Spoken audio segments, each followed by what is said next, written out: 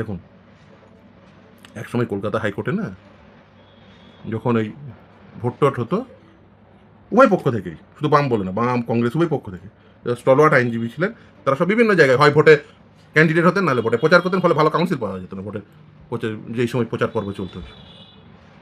আমার এক বরিষ্ঠ আইনজীবীর কাছে শোনা। আর আজকে এই রাজনীতিটা, আজকে সমাজটা এমন জায়গায় হয়ে দাঁড়িয়েছে যে ভালো আইনজীবীরা আসতে চাইছেন না। এই অবস্থার পরিবর্তন করতে হবে। তারা সামাজিক দায়বদ্ধতা গ্রহণ করছেন না, রাজনৈতিক দায়বদ্ধতা গ্রহণ করছেন। আমি তো উল্টোভাবে দেখি।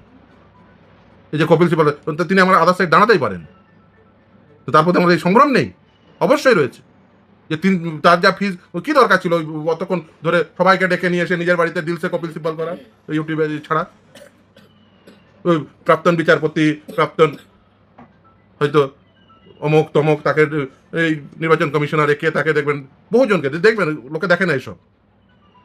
ভালো ভালো লোকজনকে নিয়ে এসে তিনি ইউটিউবে পডকাস্ট করেন, শো করেন। কপিল সিবালের কি কম পড়ি আছে? মক্কেল কম পড়ি আছে? না অরবিন্দ বিদ্যাধরের কম পড়ি আছে? এই ধরনের এই এতক্ষণ করে আপনারা এসে বাইরে এসে কতক্ষণ বসে থাকেন? 2 ঘন্টা, 2.5 ঘন্টা, 3 ঘন্টা মক্কেল বসে থাকে, প্রায় বসে থাকেন। আমার কি দায় পড়ে আছে যে এই সমাজ সংস্কারের? যে নিজেরটা বুঝে নিতাম, এর থেকে অনেক ভালো, অনেক অনেক ভালো কিছু বুঝে নিতাম, এত পরিশ্রমই করতে হতো না। প্রতিদিন রাত্রি 3:30 4টে পর্যন্ত জাগার কোনো দরকারই হতো না।